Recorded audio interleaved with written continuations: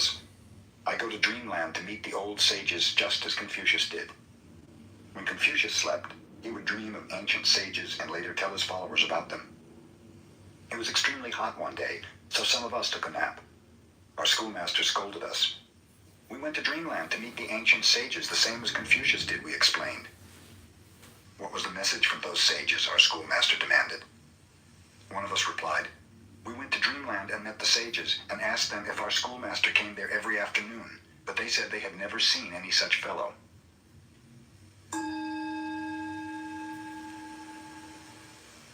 Joshu began the study of Zen when he was 60 years old and continued until he was 80 when he realized Zen. He taught from the age of 80 until he was 120. A student once asked him, "If I haven't anything in my mind, what shall I do?" Joshu replied, "Throw it out." "But if I haven't anything, how can I throw it out?" continued the questioner. "Well," said Joshu, "then carry it out."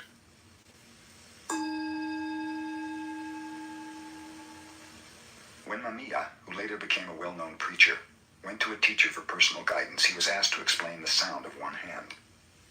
Mamiya concentrated upon what the sound of one hand might be. "You're not working hard enough," his teacher told him.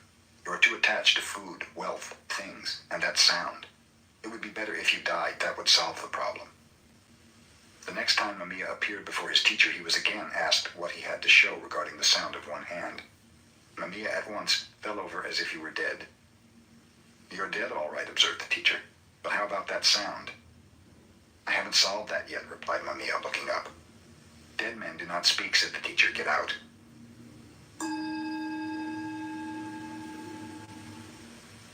Tosui was a well-known Zen teacher of his time.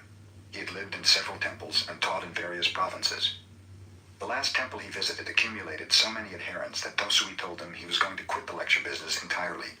He advised them to disperse and to go wherever they desired. After that, no one could find any trace of him. 3 years later, one of his disciples discovered him living with some beggars under a bridge in Kyoto. He at once implored Tosui to teach him. "If you can do as I do for even a couple of days, I might," Tosui replied. So the former disciple dressed as a beggar and spent a day with Tosui. The following day, one of the beggars died.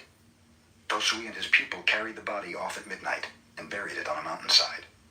After that, they returned to their shelter under the bridge. Tosui slept soundly the remainder of the night, but the disciple could not sleep.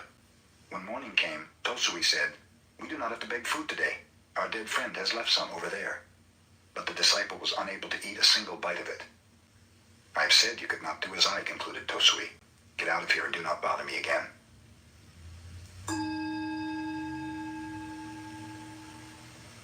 When Bankei held his seclusion weeks of meditation, pupils from many parts of Japan came to attend.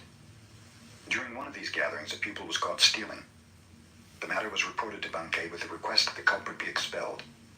Bankei ignored the case. Later, the pupil was caught in a similar act, and again Bankei disregarded the matter. This angered the other pupils, who drew up a petition asking for the dismissal of the thief, stating that otherwise they would leave in a body.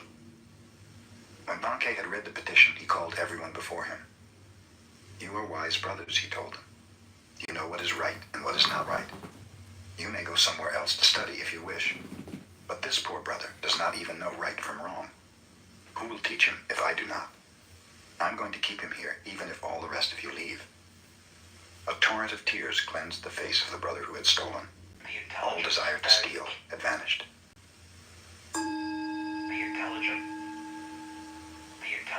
During the Kamakura period, Shinkan studied Tendai 6 years and then studied Zen 7 years.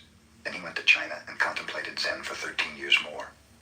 When he returned to Japan, many desired to interview him, asked obscure questions. But when Shinkan received visitors, which was infrequently, he seldom answered their questions. One day, a 50-year-old student of enlightenment said to Shinkan, "I have studied the Tendai school of thought since I was a little boy, but one thing in it I cannot understand. Tendai claims that even the grass and trees will become enlightened. To me, this seems very strange." "Of what use is it to discuss how grass and trees become enlightened?" asked Shinkan. "The question is how you yourself can become so. Did you ever consider that?" "I never thought of it in that way," marveled the old man. "Then go home and think it over," finished Shinkan.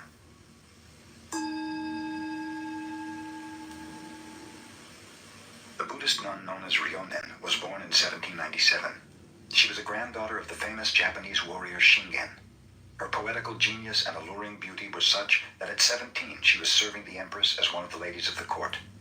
Even at such a youthful age, fame awaited her. The beloved empress died suddenly, and Ryonen's hopeful dreams vanished. She became acutely aware of the impermanency of life in this world. It was then that she desired to study Zen. Her relatives disagreed, however, and practically forced her into marriage. With a promise that she might become a nun after she had borne 3 children, Ryonen assented. Before she was 25, she had accomplished this condition. Then her husband and relatives could no longer dissuade her from her desire. She shaved her head, took the name of Ryonen, which means to realize clearly, and started on her pilgrimage. She came to the city of Edo and asked Tetsugyu to accept her as a disciple. At one glance, the master rejected her because she was too beautiful. Ryonen then went on to another master, Hakuo. Hakuo refused her for the same reason, saying that her beauty would only make trouble. Ryonen obtained a hot iron and placed it against her face. In a few moments, her beauty had vanished forever. Hakuo then accepted her as a disciple. Commemorating this occasion, Ryonen wrote a poem on the back of a little mirror. In the service of my empress, I burned incense to perfume my exquisite clothes. Now, as a homeless mendicant, I burn my face to enter a Zen temple. When Ryonen was about to pass from this world, she wrote another poem. 66 times these eyes beheld the changing scene of autumn. I have said enough about moonlight. Ask no more. Only listen to the voice of pines and cedars when no wind stirs.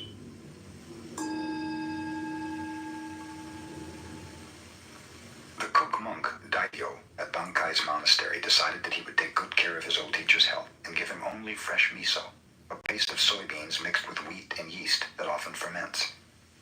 Bankei, noticing that he was being served better miso than his pupils, asked, "Who's the cook today?" Daikyo was sent before him. Bankei learned that according to his age and position, he should eat only fresh miso. So he said to the cook, "Then you think I shouldn't eat at all?" With this, he entered his room and locked the door. Daikyo, sitting outside the door, asked his teacher's pardon. Bankei would not answer. For 7 days, Daikyo sat outside and Bankei within. Finally, in desperation, an adherent called loudly to Bankei, "You may be all right, old teacher, but this young disciple here has to eat. He cannot go without food forever." At that, Bankei opened the door. He was smiling. He told Daikyo, "I insist on eating the same food as the least of my followers. When you become the teacher, I do not want you to forget this."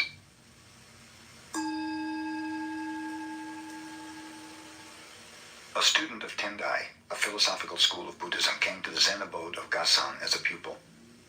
When he was departing a few years later, Gasan warned him, "Studying the truth speculatively is useful as a way of collecting preaching material. But remember that unless you meditate constantly, your light of truth may go out."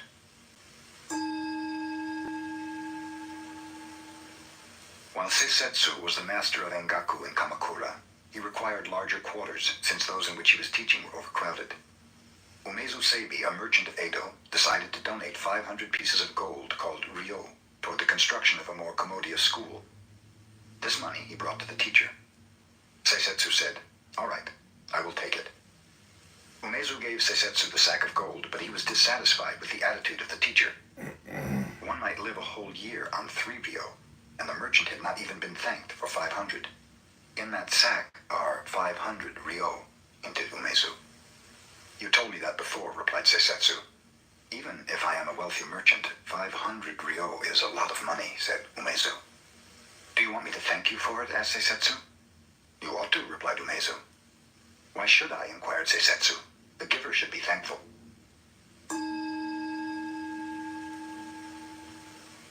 Taiko, a warrior who lived in Japan before the Tokugawa era, studied Chan no Yu, tea etiquette, with Sen no Rikyu, a teacher of that aesthetical expression of calmness and contentment. Taiko's attendant warrior, Keito, interpreted his superior's enthusiasm for tea etiquette as negligence of state affairs, so he decided to kill Sen no Rikyu. He pretended to make a social call upon the tea master, and was invited to drink tea. The master, who was well skilled in his art, saw at a glance the warrior's intention, so he invited Keito to leave his sword outside before entering the room for the ceremony. explaining that Cha no Yu represents peacefulness itself. Kato would not listen to this. I am a warrior, he said. I always have my sword with me. Cha no Yu or no Cha no Yu, I have my sword. Very well. Bring your sword in and have some tea, consented Sen no Rikyu. The kettle was boiling on the charcoal fire. Suddenly, Sen no Rikyu tipped it over. Hissing steam arose, filling the room with smoke and ashes. The startled warrior ran outside. The tea master apologized. It was my mistake. Come back in and have some tea. I have your sword here covered with ashes, and we'll clean it and give it to you. In this predicament, the warrior realized he could not very well kill the tea master, so he gave up the idea.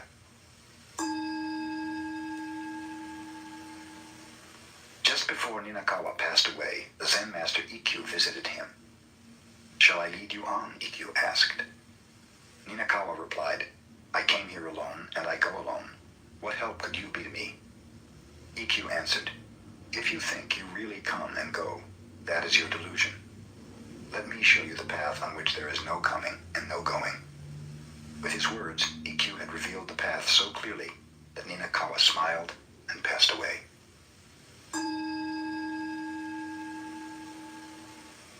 A soldier named Nobushiki came to Hakuin and asked, is there really a paradise and a hell? Who are you? Inquired Hakuin. I am a samurai, the warrior replied. You, a soldier? Exclaimed Hakuin. What kind of ruler would have you as his guard? Your face looks like that of a beggar. Nobushiki became so angry that he began to draw his sword, but Hakuin continued. So you have a sword. Your weapon is probably much too dull to cut off my head. As Nobushiki drew his sword, Hakuin remarked, here open the gates of hell. At these words, the samurai, perceiving the master's discipline, sheathed his sword and bowed. Here open the gates of paradise, said Hakuin. A merchant bearing 50 rolls of cotton goods on his shoulders stopped to rest from the heat of the day beneath a shelter where a large stone Buddha was standing. There he fell asleep, and when he awoke, his goods had disappeared. He immediately reported the matter to the police. A judge named Ooka opened court to investigate. That stone Buddha must have stolen the goods, concluded the judge. He is supposed to care for the welfare of the people, but he has failed to perform his holy duty. Arrest him. The police arrested the stone Buddha and carried it into court. A noisy crowd followed the statue, curious to learn what kind of sentence the judge was about to impose. When Ooka appeared on the bench, he rebuked the boisterous audience. What right have you people to appear before the court laughing and joking in this manner? You are in contempt of court and subject to a fine and imprisonment. The people hastened to apologize. I shall have to impose a fine on you, said the judge, but I will remit it, provided each one of you brings 1 roll of cotton goods to the courts within 3 days. Anyone failing to do this will be arrested. One of the rolls of cloth which the people brought was quickly recognized by the merchant as his own, and thus the thief was easily discovered. The merchant recovered his goods, and the cotton rolls were returned to the people.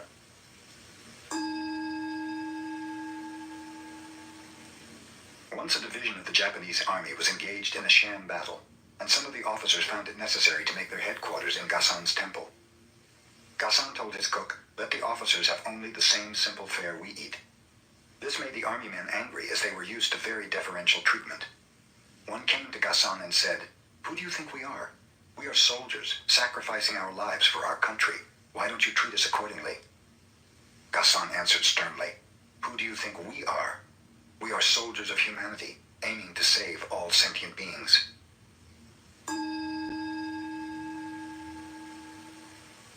Zenkai, the son of a samurai, journeyed to Edo and there became the retainer of a high official.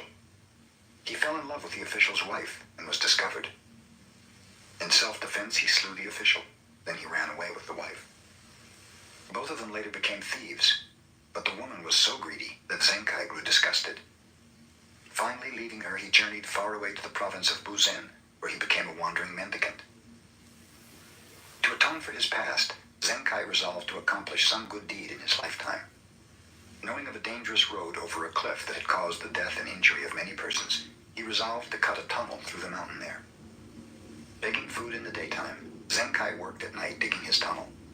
When 30 years had gone by, the tunnel was 2,280 feet long, 20 feet high, and 30 feet wide. 2 years before the work was completed, the son of the official he had slain, who was a skillful swordsman, found Zenkai out and came to kill him in revenge. "I will give you my life willingly," said Zenkai. "Only let me finish this work. On the day it is completed, then you may kill me." So the son awaited the day. Several months passed and Zenkai kept on digging. The son grew tired of doing nothing and began to help with the digging. After he had helped for more than a year, he came to admire Zenkai's strong will and character. At last, the tunnel was completed, and the people could use it to travel in safety. "Now cut off my head," said Zenkai. "My work is done." "How can I cut off my own teacher's head?" asked the younger man, with tears in his eyes.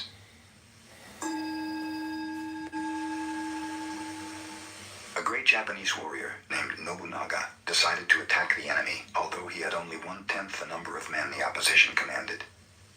He knew that he would win, but his soldiers were in doubt. On the way, he stopped at a Shinto shrine and told his men, "After I visit the shrine, I will toss a coin. If heads comes, we will win. If tails, we will lose. Destiny holds us in her hand." Nobunaga entered the shrine and offered a silent prayer. He came forth and tossed a coin. Heads appeared. His soldiers were so eager to fight that they won their battle easily. "No one can change the hand of destiny," his attendant told him after the battle. "Indeed not," said Nobunaga, showing a coin which had been doubled, with heads facing either way. Gasan instructed his adherents one day, "Those who speak against killing and who desire to spare the lives of all conscious beings are right. It is good to protect even animals and insects. But what about those persons who kill time? What about those who are destroying wealth and those who destroy political economy? We should not overlook them. Furthermore, what of the one who preaches without enlightenment? He is killing Buddhism."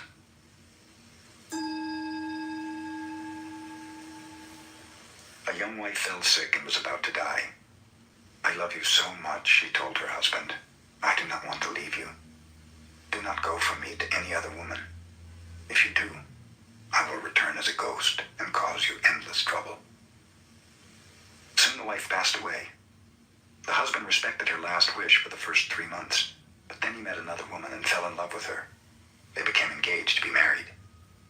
Immediately after the engagement, a ghost appeared every night to the man, blaming him for not keeping his promise. The ghost was clever, too. She told him exactly what had transpired between himself and his new sweetheart. Whenever he gave his fiancée a present, the ghost would describe it in detail. She would even repeat conversations, and it so annoyed the man that he could not sleep. Someone advised him to take his problem to a Zen master who lived close to the village. At length, in despair, the poor man went to him saying, "Your former wife became a ghost." Well, it's just, okay, so going back to some motivation. I mean, I didn't necessarily understand the reply that you were giving she knows. Sasha. She must be a very wise motivating ghost. the concept of You natural should admire kinds such a ghost. is a little bit different than motivating the idea of like a metaphysical grounding relation. Tell her that But she we knows can't so motivate much you can both. hide nothing from her. I mean, And that if she will like, answer basically, you one like- question, you promise to break your engagement and remain single. "What is the question I must ask her?" inquired the man. The master replied, "Take a large handful of soybeans and ask her exactly how many beans you hold in your hand. If she cannot tell you, you will know she is only a figment of your imagination and will trouble you no longer." The next night, when the ghost appeared, the man flattered her and told her that she knew everything. "Indeed," replied the ghost, "and I know you went to see that Zen master today." "And since you know so much," demanded the man, "tell me how many beans I hold in this hand." There was no longer any ghost to answer the question.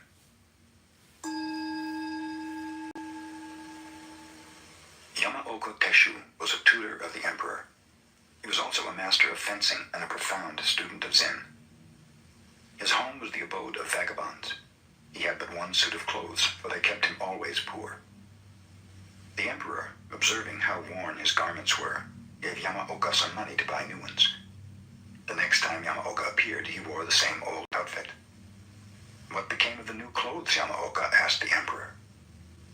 "I provided clothes for the children of your majesty," explained Yamaoka.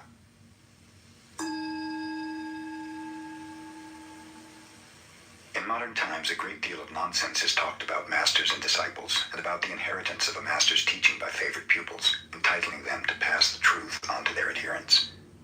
Of course, Zen should be imparted in this way from heart to heart, and in the past it was really accomplished.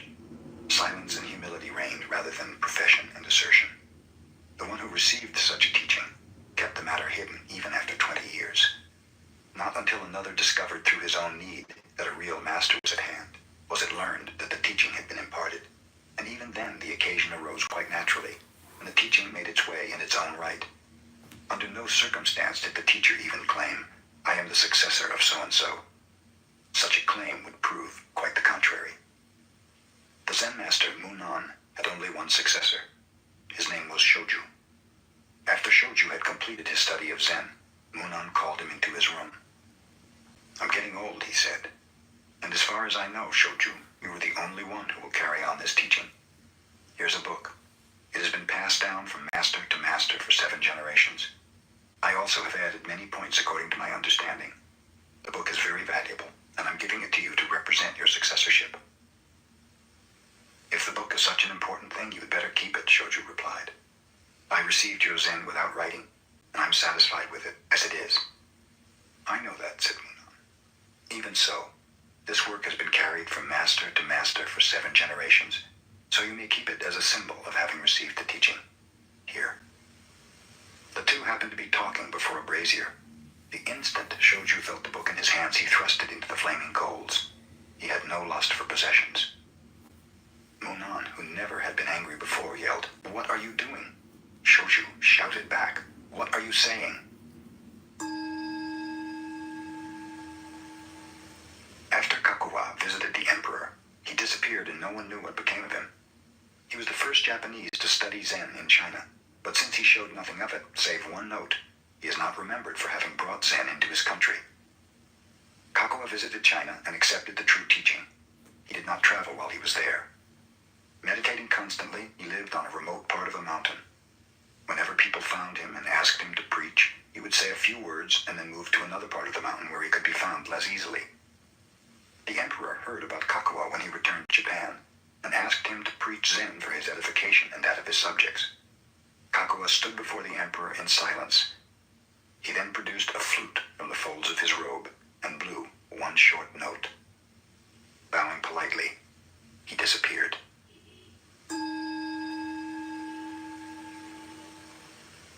Circumstances arose one day which delayed preparation of the dinner of a Soto Zen master, Fugai, and his followers.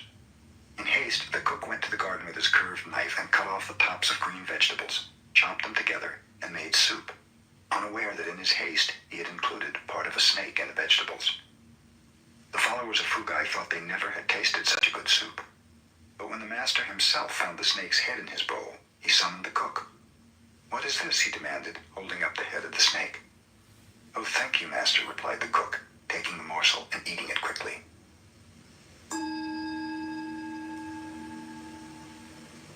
Suzan, a Chinese Zen master, was asked by a student, "What is the most valuable thing in the world?" The master replied, "The head of a dead cat." "Why is the head of a dead cat the most valuable thing in the world?" inquired the student. Suzan replied, "Because no one can name its price."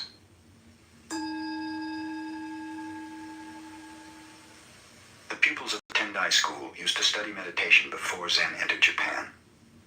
4 of them, who were intimate friends, promised one another to observe 7 days of silence. On the first day all were silent. Their meditation had begun auspiciously. But when night came and the oil lamps were growing dim, one of the pupils could not help exclaiming to a servant, "Fix those lamps." The second pupil was surprised to hear the first one talk. "We're not supposed to say a word," he remarked. "You two are stupid. Why did you talk?" asked the third. "I'm the only one who has not talked," concluded the fourth pupil.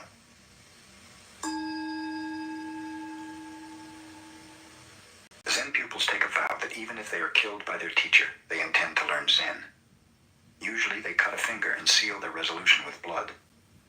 In time, the vow has become a mere formality, and for this reason, the pupil who died by the hand of Aikido was made to appear a martyr. Aikido had become a severe teacher. His pupils feared him. One of them on duty striking the gong to tell the time of day missed his beats when his eye was attracted by a beautiful girl passing the temple gate.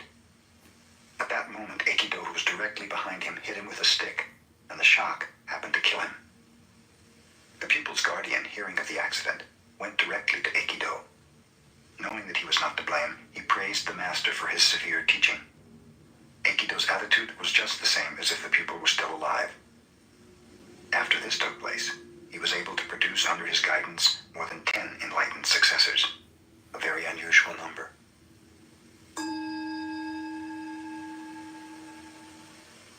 Ryokan devoted his life to the study of Zen. One day he heard that his nephew, despite the admonitions of relatives, was spending his money on a courtesan.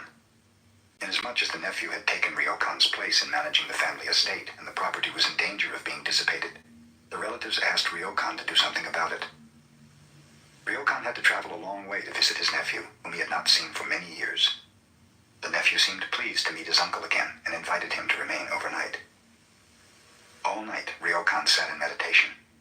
As he was departing in the morning, he said to the young man, "I must be getting old. My hand shakes, so will you help me tie the string of my straw sandal?" The nephew helped him willingly. "Thank you," finished Ryokan. "You see, a man becomes older and feebler day by day. Take good care of yourself." Then Ryokan left, never mentioning a word about the courtesan or the complaints of the relatives. But from that morning on, the dissipations of the nephew ended. But it's not that. I mean, A Zen student came to Bankei and complained, "Master, I have an ungovernable temper. How can I cure it?" "You have something very strange," replied Bankei. "Let me see what you have."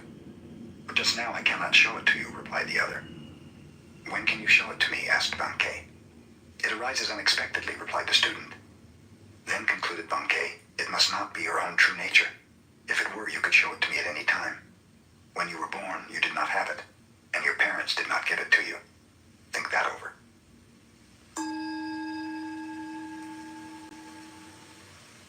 Hogan, a Chinese Zen teacher, lived alone in a small temple in the country. One day, 4 traveling monks appeared and asked if they might make a fire in his yard to warm themselves. While they were building the fire, Hogan heard them arguing about subjectivity and objectivity. He joined them and said, "There is a big stone. Do you consider it to be inside or outside your mind?" One of the monks replied, "From the Buddhist viewpoint, everything is an objectification of mind, so I would say that the stone is inside my mind." "Your head must feel very heavy," observed Hogan, "if you were carrying around a stone like that in your mind."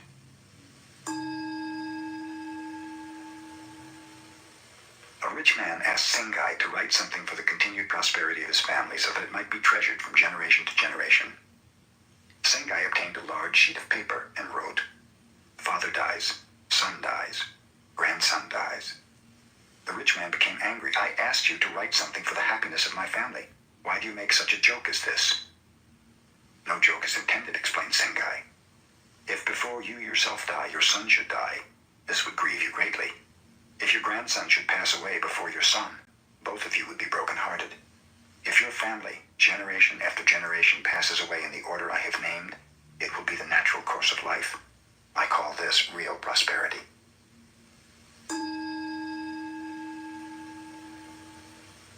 A woman of Nagasaki named Kame was one of the few makers of incense burners in Japan. Such a burner is a work of art to be used only in a tea room or before a family shrine. Kame, whose father before her had been such an artist, was fond of drinking. She also smoked and associated with men most of the time. Whenever she made a little money, she gave a feast inviting artists, poets, carpenters, workers, men of many vocations and avocations. In their association, she evolved her designs. Kame was exceedingly slow in creating, but when her work was finished, it was always a masterpiece. Her burners were treasured in homes whose womenfolk never drank, smoked, or associated freely with men. The mayor of Nagasaki once requested Kame to design an incense burner for him. She delayed doing so until almost half a year had passed. At that time, the mayor, who had been promoted to office in a distant city, visited her. He urged Kame to begin work on his burner. At last, receiving the inspiration, Kame made the incense burner. After it was completed, she placed it upon a table. She looked at it long and carefully. She smoked and drank before it as if it were her own company. All day she observed it. At last, picking up a hammer, Kame smashed it to bits. She saw it was not the perfect creation her mind demanded.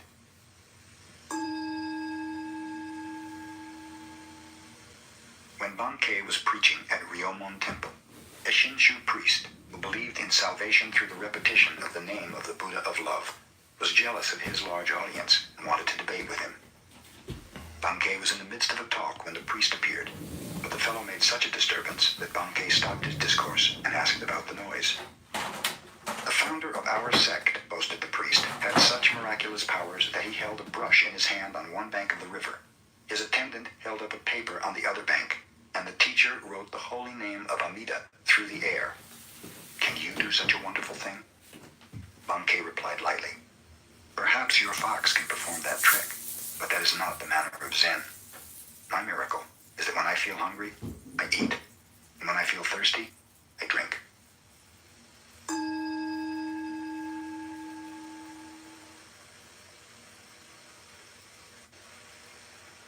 Yamaoka Teshu, as a young student of Zen, visited one master after another. He called upon Dokuon of Shokoku. Desiring to show his attainment, he said, "The mind, Buddha, and sentient beings, after all, do not exist. The true nature of phenomena is emptiness. There is no realization, no delusion, no sage, no mediocrity. There is no giving and nothing to be received." Dokuon, who was smoking quietly, said nothing.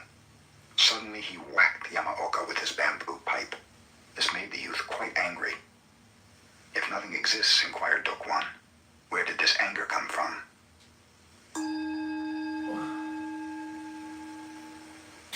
Hyakujo, the Chinese Zen master, used to labor with his pupils even at the age of 80, trimming the gardens, cleaning the grounds, and pruning the trees. The pupils felt sorry to see the old teacher working so hard, but they knew he would not listen to their advice to stop, so they hid away his tools. That day the master did not eat. The next day he did not eat, nor the next. He may be angry because we have hidden his tools, the pupils surmised. We had better put them back. The day they did, the teacher worked and ate the same as before. In the evening, he instructed them. No work, no food.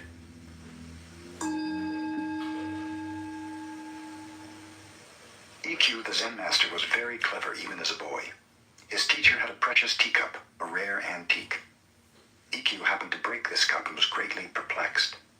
Hearing the footsteps of his teacher, he held the pieces of the cup behind him. When the master appeared, Ikkyu asked, "Why do people have to die?" "This is natural," explained the older man. "Everything has to die and has just so long to live." Ikkyu, producing the shattered cup, added, "It was time for your cup to die."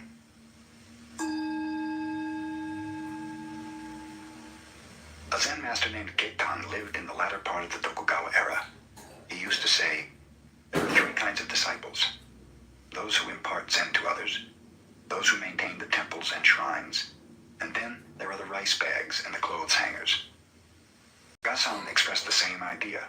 When he was studying under Tekesui, his teacher was very severe. Sometimes he even beat him. Other pupils would not stand this kind of teaching and quit. Gasan remained, saying, "A poor disciple utilizes a teacher's influence. A fair disciple admires a teacher's kindness. A good disciple grows strong under a teacher's discipline."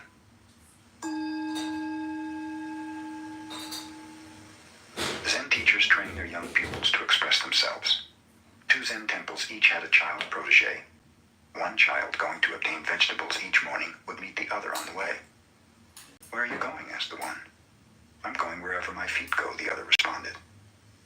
This reply puzzled the first child, who went to his teacher for help.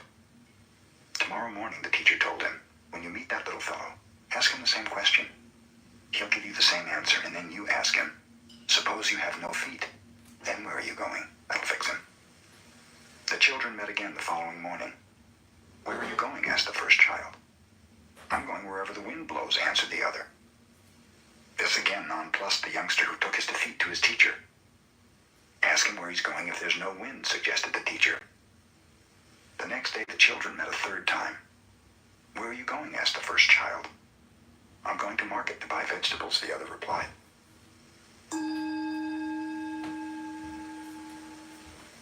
Tangan had studied with Sengai since childhood. When he was 20, he wanted to leave his teacher and visit others for comparative study, but Sengai would not permit this. Every time Tangen suggested it, Sengai would give him a rap on the head. Finally, Tangen asked an elder brother to coax permission from Sengai. This the brother did, and then reported to Tangen. It is arranged. I have fixed it for you to start on your pilgrimage at once. Tangen went to Sengai to thank him for his permission. The master answered by giving him another rap. When Tangen related this to his elder brother, the other said, "What is the matter? Sengai has no business giving permission and then changing his mind. I'll tell him so." And off he went to see the teacher. "I did not cancel my permission," said Sengai. "I just wish to give him one last smack over the head. For when he returns, he will be enlightened, and I will not be able to reprimand him again."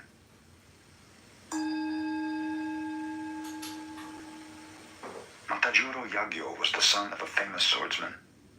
His father, believing that his son's work was too mediocre to anticipate mastership, disowned him. So Matajuro went to Mount Futara, and there found the famous swordsman Banzo. But Banzo confirmed the father's judgment. "You wish to learn swordsmanship under my guidance?" asked Banzo. "You cannot fulfill the requirements." "But if I work hard, how many years will it take me to become a master?" persisted the youth. "The rest of your life," replied Banzo. "I cannot wait that long," explained Matajuro. "I am willing to pass through any hardship if only you will teach me. If I become your devoted servant, how long might it be?" "Oh, maybe 10 years, Banzo relented. "My father's getting old and soon I must take care of him," continued Matajuro. "If I work far more intensely, how long would it take me?" "Oh, maybe 30 years, said Banzo. "Why is that?" asked Matajuro. "First you say 10 and now 30 years. I will undergo any hardship to master this art in the shortest time." "Well," said Banzo, "in that case, you'll have to remain with me for 70 years. A man in such a hurry as you are to get results seldom learns quickly." "Very well," declared the youth, understanding at last that he was being rebuked for impatience. "I agree." Matajuro was told never to speak of fencing and never to touch a sword. He cooked for his master, washed the dishes, made his bed, cleaned the yard, cared for the garden, all without a word of swordsmanship. 3 years passed. Still Matajuro labored on. Thinking of his future, he was sad. He had not even begun to learn the art to which he had devoted his life. But one day, Banzo crept up behind him and gave him a terrific blow with a wooden sword. The following day, when Matajuro was cooking rice, Banjo again sprang upon him unexpectedly. After that, day and night, Matajuro had to defend himself from unexpected thrusts. Not a moment passed in any day that he did not have to think of the taste of Banzo's sword. He learned so rapidly, he brought smiles to the face of his master. Matajuro became the greatest swordsman in the land.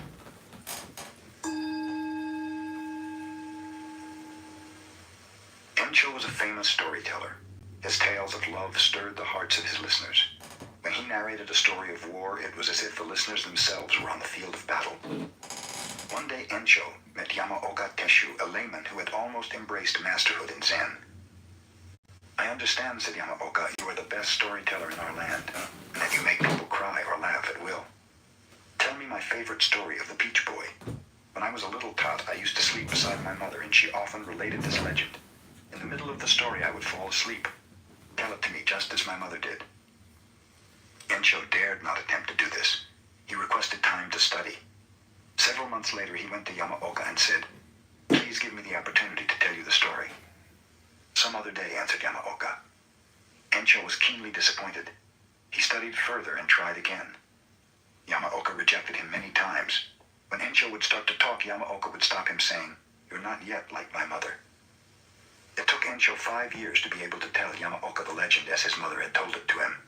In this way, Yamaoka imparted Zen to Encho.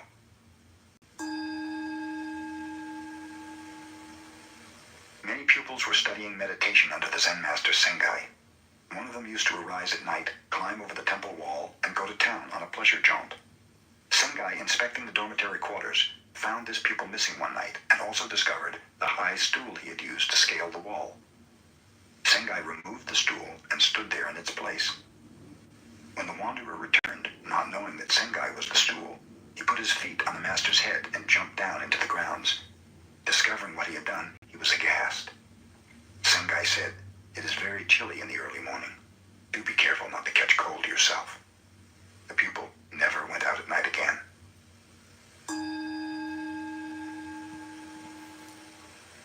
Basui wrote the following letter to one of his disciples who was about to die.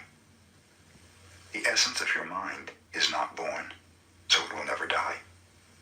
It is not an existence which is perishable. Top salted balls of beef It is not an emptiness Then two buttery and toasted brioche buns. It has neither color cheese nor and form. steam melted.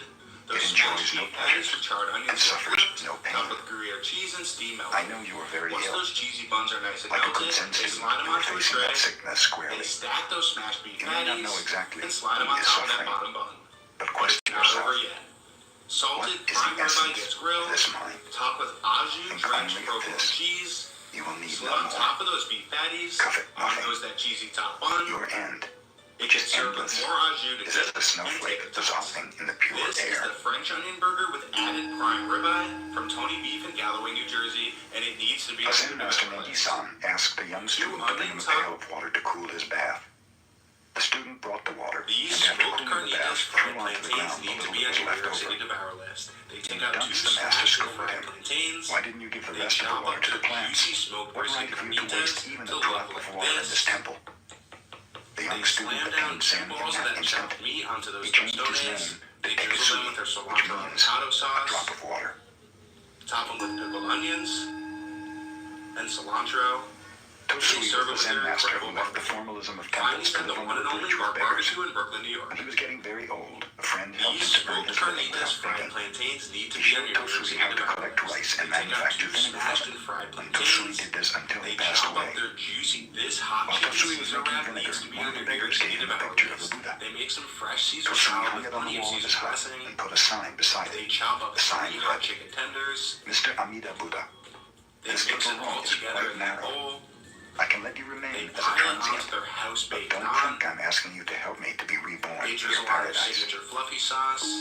They grate some Parmesan cheese on top, and they fold it up. Shoichi was a one-eyed This teacher is the of hot Zen, chicken Caesar sparkling wrap with from enlightenment. Fluffy's Hot Chicken in the Lower He East taught his Side. disciples Who's in hungry? Tofuku Temple.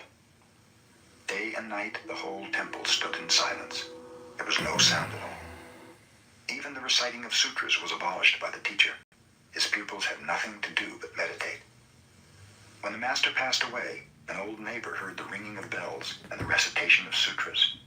Then she knew Shoichi had gone.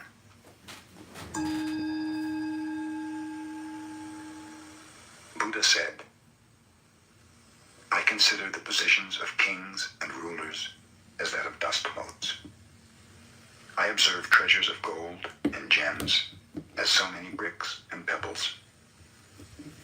I look upon the finest silken robes as tattered rags. I see myriad worlds of the universe as small seeds of fruit, and the greatest lake in India as a drop of oil on my foot. I perceive the teachings of the world to be the illusion of magicians. Moss tunnel network that passed under the hospital.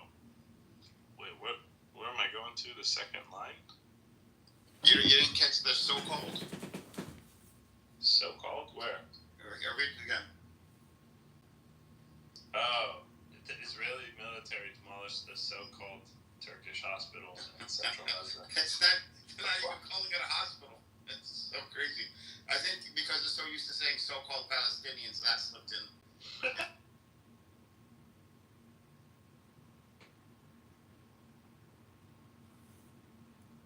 Clubs or what have you, using the most lethal weapons known to mankind on civilians, terror raids, etc., etc., all of those crimes. They're going to be voicing the same code against the other side. And that's what he actually said as such. There's no... محمد لا تاخذ كلامك شوف يا محمد لا تاخذ الموضوع يعني في البدايه اي بعدين يبدا على خشمه في البدايه شد معاه بعدين خلاص تضحك معاه لانه Allahu Akbar! The first 500,000 are going to Egypt tonight.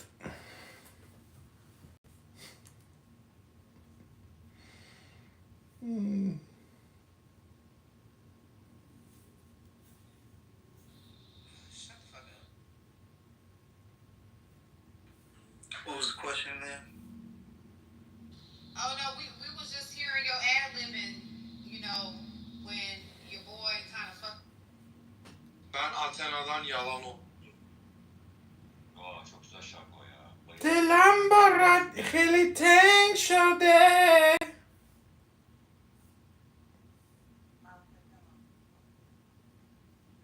Bir şarkı olsun, hangisi olur? Sezen Aksu şarkısı olurdu. Hem güldürür hem ağlatırdı. Hangisi olur? you're saying behind the scenes. Yeah, like I'm not saying that he's doing it, but you know, some of these people who like, you know, try to. I feel like they're trying to control the masses sometimes, and not just the masses, but you know, just the powers that are like watching them or something. That's how the game has always been played in the court, right? So he just was correcting that particular thing. So like the brother mentioned, the majority of scholars, when they come and say about children in general, they're meant to go to heaven, especially the Muslim ones, and Explain it to me. Right.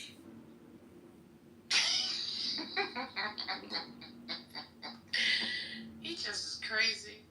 Oh, Dark, you watch Starbucks? He probably That's does. I need to start season 2. I haven't started season 2 yet, but I do need to start it. You guys Yeah, watch everybody should watch TV? Why?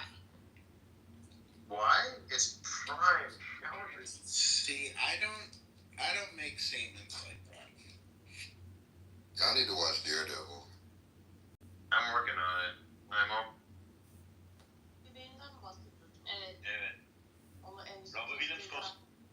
I ain't gonna lie, Jared, that shit did sound like you had some like secret potion you were about to light drop on us, boy. Like, I ain't gonna lie, it did seem like that, boy. I was ready for it. I was gonna say. Okay, allegedly. Welcome back to another episode of Low IQ Dumb People talking about nothing, wasting all their time.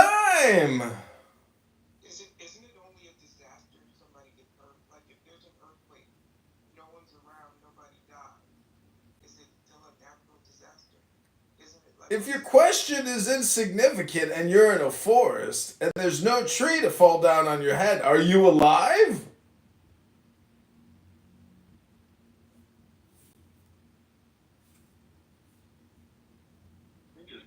cocaine is a powerful drug?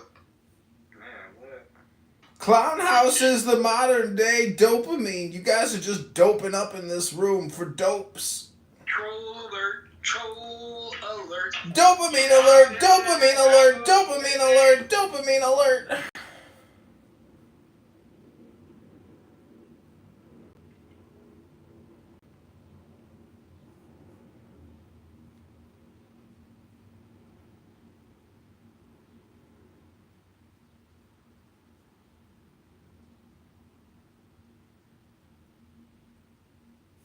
What was that a real thing that he was saying, or was he trolling? I can't You're talking tell. about Trump saying I saw that that. joining the Commonwealth Yeah. might be a good idea? I'm gonna invite him right now. I want to see what he says about that. Well, be prepared because he's saucy about it. He's really snippy and nasty. He's really unpleasant and unhinged right now. Let me invite Holly too. Get Florida in here too. Florida's extremely grumpy too. So what I've read so far is that Blair Starmer, whatever, the UK Prime Minister went to visit Trump in the Oval Office, and he extended him an invitation to meet King Charles with the possibility that King Charles will offer him a position as an associate in the Commonwealth. And some people are making the argument that Trump saying, sounds like a good idea, is tantamount to betrayal and traitor, and he should be impeached and removed immediately. Interesting. So essentially, they don't like the idea of us basically going back into a kind of a kingdom of sorts. But it's not even. It's not. I did hear some of the back details. It's not quite again what it is. But go ahead, Monica. Keep going because I don't know everything. Well, I found out about it last night around 9 o'clock at night, and they were like throwing their hands up and running around like they had chickens with their heads cut off.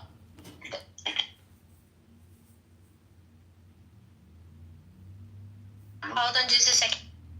So I did ping in James, so hopefully he'll show up here because I am curious to see exactly what he's talking about because he was going nuts in chat. He was like flipping out on Trump, and if that was real, that'd be kind of funny. I'm curious what James has to say about that.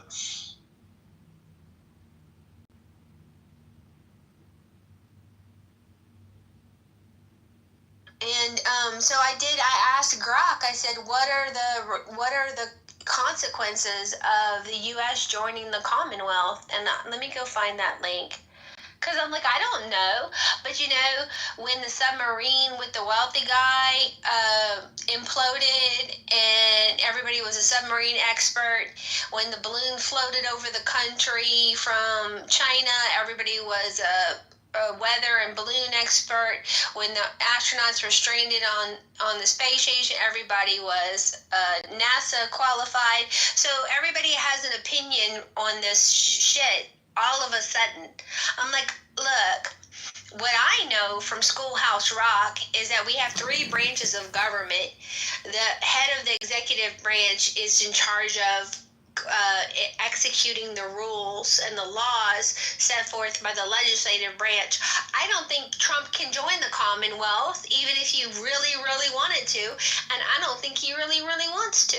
So that's what I heard. Did he actually say that? That's what someone was debating. I think it was actually in your chillism. Samoa was saying that never happened, right? Is that accurate? That Trump never said I would want to join you guys. It was something completely different. Do you know anything about that, Monica, or no? Yeah, I mean, I don't know what he actually said. That's the problem. I gotta go look at it. Seems like a good idea, or sounds like a good idea. I love King Charles. It's like flipping. Yeah, it was like right. Okay. First of all, it wasn't, and second of all, like, people have got to calm down. Trump throws things out there to test the waters. And then he sees how people react to it. And if the left and the never-Trumpers suddenly found a newfound patriotism, and they're going to say, hell no, we won't join the Commonwealth, we love our country, we need our independence, good for us. Like, if it was a troll to make people realize how valuable our country is, then it's a win. If it's not a troll, maybe it was set out of ignorance. Then he needs to be educated. If it wasn't a troll and he knows damn well what he's doing, maybe it's a leveraging tool for the tariffs. I don't know. Exactly. But what I do know is he took a bullet for us July 13th, 2024. He's been ran through by lawfare, and he's been vilified for 10 years. So I'm not going to completely abandon him after one statement that I don't know why he said it. Right. And I think you know what? I'll give him something though. Is there a chance that Trump is just as educated on this matter as people might assume? You know what I mean? That could be fair. I mean, I'm not going to say Trump knows everything, but I think he would know a little bit about the reason why we broke off and from the kingdom and got away from those folks. But I will give him a little bit that maybe Trump is not thinking. He's firing too quickly. And I'll tell you, Monica, I'm with you. I'm not going to be a person that's going to prosecute him that quickly. If what James Snyder is doing, what he said in chat, which I did see, and he rambled on for, 30 minutes about it the other day, not on stage, but in chat, or in the goo, he was going ballistic. So I invited him. We'll see what he says, but yeah.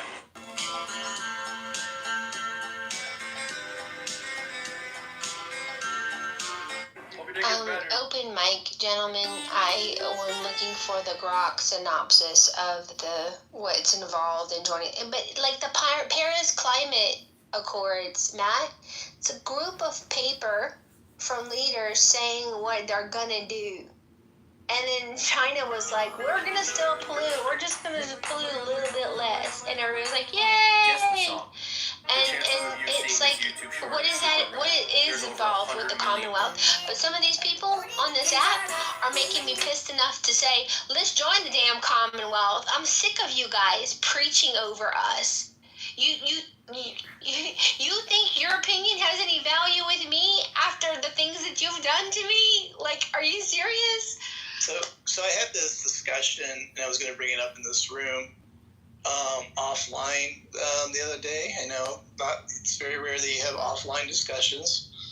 And I came to the conclusion that I think some people are making Trump more erratic by saying really dumb things, right? For the last 8 years, we just heard, well, I don't know, 12 years actually, but when we include Biden in that matter, but when people really say really dumb things about what Trump's doing, it probably makes Trump even more erratic. It makes him kind of go maybe a little off the handle. So why would you push someone to do erratic things for stupid stuff? I mean, I don't know. Maybe I'm missing something there. But to me, it seems like the narrative. Hold on, Ben. I think the narrative is pushing Trump to make them for the worst fears of the left. The things that they fear is what is pushing Trump. They're making them Trump to push that. You know what I mean? It's just, to me, it just seems like if you don't want Trump to do erratic things, then don't do silly things around him or say silly things, and make up stuff. But go ahead, Ben. I know you're going to say the opposite, but go ahead. Of course, is he a 4-year-old or a toddler? Oh, you're making him do things. He's a freaking 78-year-old man baby. I mean, he's erratic. Nobody's making him be erratic. I mean, Matt, let me ask you a question. I know you're rating his presidency. Let's take one aspect of his presidency, this whole freaking tariff shit that he's doing. What do you rate it? Is it going well or going bad? Wait, you're talking about his presidency so far? No, the tariffs that he's doing. That was brought up earlier. I have no problems with the tariffs. So you're saying what the rating is? Okay. I'll give you a B plus. I won't give it an A because I don't really know. Well, what happened? Down. But go ahead. What's your problems with it? Go for it. No. I think tariffs could be a good thing if it's thought out well. I feel like Trump's ego plays a whole part in how he acts or reacts to stuff. This whole tariff thing, I think, is an ego thing for him. He knows he has the biggest trumpet, he has the most powerful offense in the world, and he just wants to throw his mind around. He probably would dream about putting tariffs on, let's say, Kazakhstan tomorrow. And he'll wake up and be like, I'm throwing a 25% tariff to Kazakhstan. He doesn't think through any of these things. I feel like, do you notice how the Chinese, they keep quiet about their whole acts or what they want to do? I feel like they're sitting on a drawing table, on a chess table, playing 4D chess, while Trump is playing checkers with his whole tariff. He could wake up to and be like, I'm throwing 300% tariff in Canada. And the next day he'll say, I'm pulling it back. And I don't know, in his first term, all he used to talk about was the stock market. Even before he got into office, all we would hear is, oh, the stock market is going up because they think Trump is going to win. Oh, the stock market is going up because Trump won. Oh, the stock market is going up because Trump is going to be swanning on January 20th. And he got swanning. He started this whole tariff, erratic tariff nonsense. And he's lost, the last I heard was $4 to $5 trillion in market value. Have you heard him count the stock market since it started? Because it's going to shit. His tariff is killing the market. Consumer confidence is at its lowest, and a lot of it is attributed to this whole erratic tariff economy shit that Trump is doing. Okay, so I'm sure. Let me just land. I'm sure that. Okay, well, you made 3 points that you haven't substantiated yet. Yeah. What do I need? I've made points of tariffs only. What do I need to substantiate though? I didn't hear. What do you say? You said I made 3 points that I need to substantiate. My only points have been on tariffs. What do I need to substantiate? Consumer confidence is what? What's going on with consumer confidence? At its lowest. People think there's a recession that's going to come through. Consumer confidence is at its lowest since when? It's its lowest of all time? It's its lowest in 5 years? What are you doing? I will pull up the data. Monica, chill. I'll pull up the data. Is that the only one you want me to pull up? Or is there something else you want me to, how much is lost in the market since he started his... Okay, Ben, we're going to break this down, okay? We're not just going to, do that game. So, do markets go up and down? I'm just going to yes or no question today. Yes, it does. Is the market going up right now? No.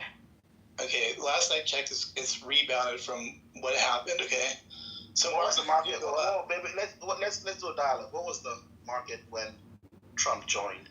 What was it? I have no idea because I know markets go up and down. That's my point. But it's gone down significantly now. Though. Okay, that's fine. I mean, it went down under Biden too. And why did it go down? Why? What was the biggest contributor to it going down? You don't know either. It wasn't anything natural that happened. It wasn't anything sudden that happened. It wasn't the tariffs. No, it wasn't. You cannot. Dude, go back and look at the graph. There's no way you can say it's a tariff. Matt. And by the way, we can talk about I implore you, go and look at the graph. The day he announced the tariff, 2 days after that, the market dropped 2,000 points. The Dow dropped 2,000 points. There was everything because of the. There was other things in there. It wasn't just the tariff. That was only one part of it. Yeah, the market was doing good until he announced it. The morning he announced it, it dropped 1,000 points. The next day, it dropped 1,000 points because everybody was panicked. Nobody knew what direction he was going to go. So what else could have added to that? It doesn't really, at the end of the day, it doesn't really matter because markets go up and down, and it's well known that we're told that there's going to be short-term pain, long-term gain. That's already been stated. That's not what he said. That's not what Trump said. Elon might have said. Elon said that. That's fine. Elon is Trump at this point. I don't know. Is he the president? I don't care. He go ahead. I don't care. Anyways, also, by the way, I'm just going to also mention with the tariffs. Do you think allies in other countries, I guess like Canada, should be allowed to tariff us and not us the other way around, Ben? I mean, like, who started the tariff? Dude, look. No, there was tariffs before Trump. If you go into a fight and someone punches you in the face, are you just going to sit there and let him punch you again? Wait a minute. You threw a tariff. Wait a minute. What's been happening is Trump hasn't been throwing any punches. This is even before Trump was even around. There was tariffs on us. Trump woke up one morning and said, I'm going to throw a tariff 25%. Is it? Yeah, 25% on Canada, 25% on Mexico, and 10% on China. It wasn't thought out. Dude, if Canada had been throwing tariffs enough, he could come out and preface it. Oh, okay, this good here, Canada has a tariff on this good here, Canada. Because of that, we're going to throw a reciprocal tariff on them. Not just coming out and throwing a blanket tariff on Canada, then 2 days later, pull it back. 3 days later, say he had a discussion with Mexico. It's still there. He's been pulling it back and forth, and that is what has been rattling the market. Yeah, so check this out. If you're a country that's been punched in the stomach multiple times for years, what do you expect the country to do but punch back eventually? That's why the market's on the shitter. That's why the market's on the shitter today. Because of his Dude, look, hear what I said. The market and the economy are two different things, though, because for the middle class and the lower class, the inflation during the Biden administration basically wiped out that level. So, you got the stock market. That's a whole different thing, separate from what affects most Americans. And most Americans were getting absolutely destroyed and punished through the inflation and everything that Biden did when he took away the transportation system, took away the oil. The transportation costs go up. The cost for everything goes up. The cost of food goes up. And it's not what they say, 3% a year, overall 8%. It's like 70, 80%, 200% rise in grocery prices across the board over a 4-year period. While this inflated fake market in the stock market continues to grow, while most of the country is getting punished. And now, the market has been going down, and I agree with you that Trump's, words and ego comes into play sometimes. I wish he would just be quiet sometimes and not really stick his finger in that wound and push. I don't like how he does that sometimes, but overall, the message that he's saying is true. The inflation was the craziest thing I've ever seen in my lifetime. I'm almost 50 years old, and I do all this shopping for my family. And I could see the prices of absolutely everything go through the roof in just a few years. And we can't continue down that course. I don't know if everything he's doing is the right way, but we have to try something different. Exactly. And Tony, I would agree with you. The Wall Street and main market are totally different beasts. But let me ask you a question. Trump, I believe what won Trump, I'm a liberal, so from a liberal glasses, I believe the two things that won Trump the presidency is immigration and the economy. Him touting being the economy king during the campaigning, I would think that once he started his presidency, he would start, his main discussion would be how to put the economy back on track and inflation back on track. But he started his presidency with culture wars. Oh, DEI this, DEI that. Or change the name of the Gulf of Mexico to Gulf of America. How the fuck is that going to help? I don't know why he did that. I don't get that. So what? My beef with him, and I have a lot of beef with Trump. Tell me, maybe question for you and Matt and any other person on the stage. Tell me one significant thing he's done to tackle inflation, outside of doing shit to boost, to suit his ego. Tell me one thing he's done to tackle inflation is going down. It is called Doge. Do you not go to X and look at Doge? You can see $100 billion right now. Your statement is stupid and ridiculous. Apparently, you don't read anything. You just come here to talk. So did they give you part of the $100 billion, doctor? Idiot. Look, if he opens up the pipelines again and the transportation costs start to come down dramatically, then that should affect. Now, I don't know what's going on behind the scenes with some of these companies. I mean, sometimes it seems like there's something going on that we don't really understand or know about. You know that there's a big group in Washington and amongst some of these businesses, they just hate Trump no matter what. It seems like no matter what he does, they want to try to cause problems. So if everybody would kind of work together, and instead of just this orange man bad mentality where even when he does things that are good for you, you still despise him and hate him and refuse to even help yourself because you just don't want to agree with him no matter what. And since that's not ever going to end, it seems like there's going to be constantly this big fight amongst each Welcome to other. politics. Do you think politics starts and stops? No, it just keeps going. Like this guy, Ben. People just keep talking and creating content and distributing it on all platforms to spam you. Go ahead, man. You'll be surprised at one thing I agree that Trump has done or is trying to push. The whole transgender and men and women's sport, transgender in women's sport. I've never been a fan of that. I think it's idiotic. I think it's unfair.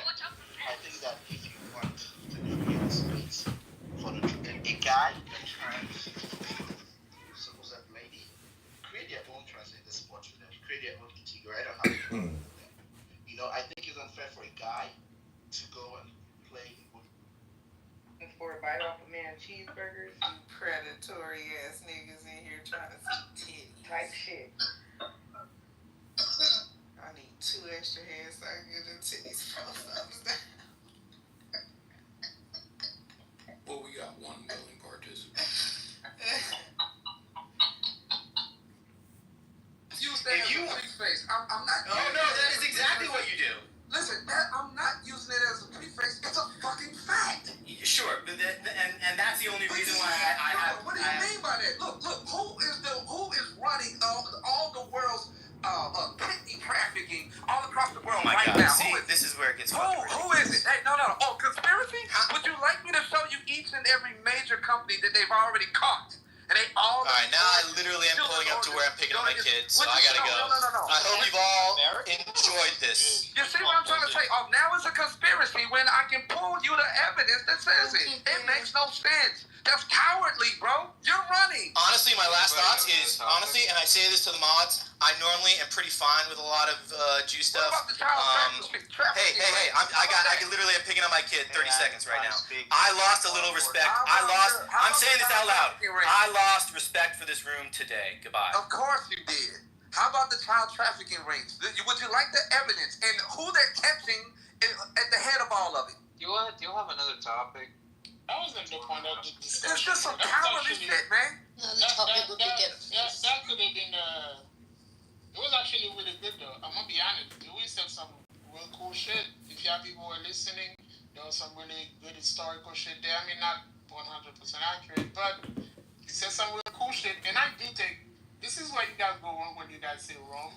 It's the Byzantine Empire. It wasn't the Western Roman Empire. And also lying.